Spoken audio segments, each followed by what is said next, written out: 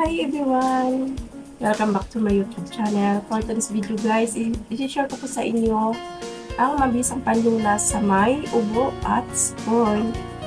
Yung ubo makati yung lalamunan guys, mabisa po siya. Gamit ang calamansi with snowbird.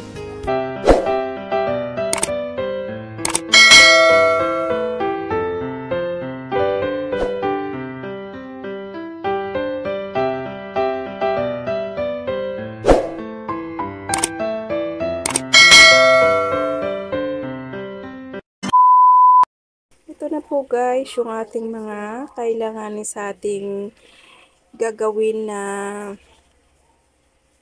panlunas ng makating lalamunan at sipon. Yan guys, meron tayong mainit na tubig. Yan po yung nasa baso guys. Ito po yung ating mainit na tubig.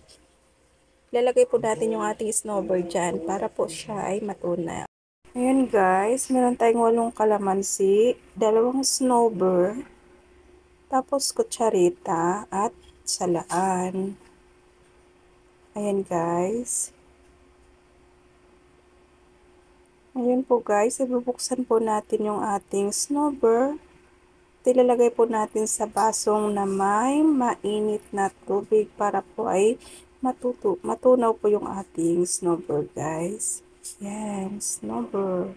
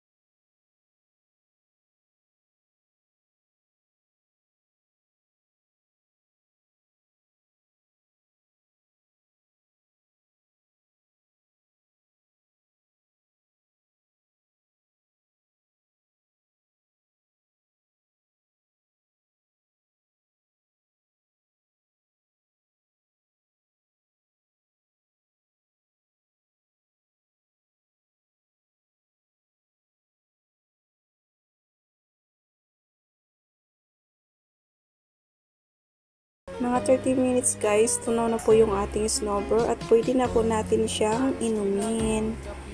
Pwede rin po siyang 2 beses po inumin.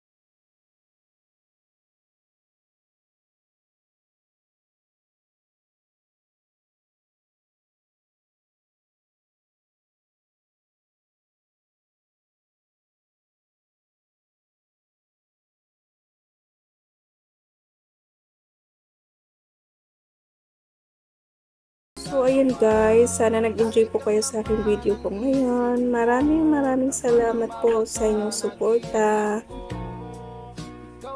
Thank you for watching. Bye-bye.